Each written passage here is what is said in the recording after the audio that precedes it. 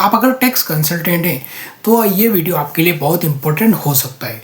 GST का एक नया रूल आ रहा है, एक नया चेंज आ रहा है जो कि 1 फरवरी 2026 से लागू हो जाएगा।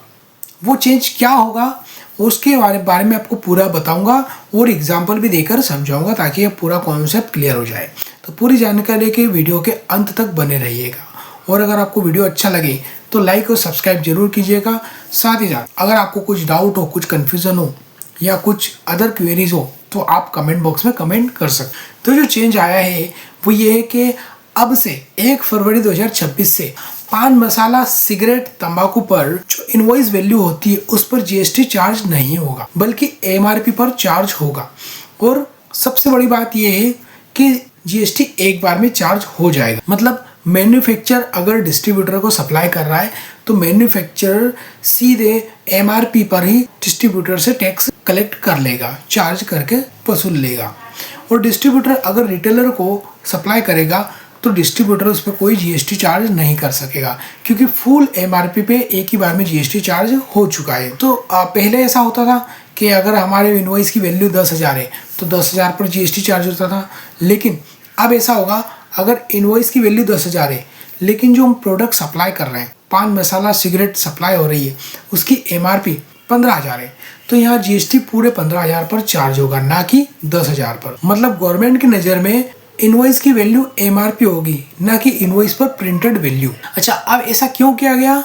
वो ऐसा इसलिए किया गया कि अगर कोई मैन्युफैक्चरर एमआरपी से कम पर माल सप्लाई कर रहा है तो वो जिस वैल्यू पर सप्लाई करता था उतना जीएसटी लेता था। तो यहाँ पर जीएसटी कम एमआरपी से कम वैल्यू पर मिलता था।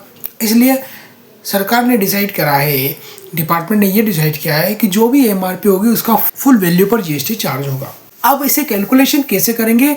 तो सबसे पहले हमको एमआरपी से टैक्सेबल वैल्यू निकालना आना चाहिए। अगर आपको आती है तो बहुत अच्छी बात है, नहीं आती तो मैं आपको एक सिंपल कैलकुलेशन बता रहा हूँ। जैसे अगर एमआरपी किसी प्रोडक्ट या सिगरेट पे मान लेते हैं हम एमआरपी 300 रुपये है, ठीक है। तो यहाँ पर एमआरपी को हमको 100 से मल्टीप्लाई करना है और डिवाइड करना है 100 प्लस रेट से। तो यहाँ जो वैल्यू निकल के आएगी वो होगी आपकी टैक्सेबल वैल्यू। अगर उस टैक्सेबल वैल्यू का, तो अब मैं आपको एग्जांपल के थ्रू समझाता हूँ।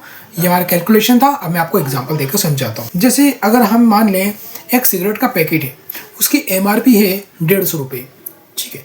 मैन्युफैक्चरर 150 रुपये के सिगरेट के पैकेट को 130 रुपये में डिस्ट्रीब्यूटर को सेल कर रहा है, ठीक है। तो अब 150 रुपये पे जीएसटी कितना और लगा होगा पहले तो वो हम निकाल लेंगे। तो यहाँ पर जीएसटी हमारा 42 रुपये 86 पैसे हो रहा है। तो डिस्ट्रीब्यूटर को जब वो इनवॉइस सप्लाई करेगा, मैन्युफैक्चरर सप्लाई करेगा, तो यहाँ पर वो टैक्सेबल वैल्यू में भले वो 130 रुपये डाले लेकिन जीएसटी के अमाउंट में उसे फुल अमाउंट मतलब 42 रुपये 86 पैसे डालना होगा और इस प्रकार से उसका इनवॉइस जनरेट होगा। और ये जो रूल है वो पान मसाला, गुटखा, तंबाकू, सिगरेट और तंबाकू पर। और ये रूल बियर पर लागू नहीं होगा क्योंकि बियर को जीएसटी से बाहर रखा गया है। तो ये लागू होगा केवल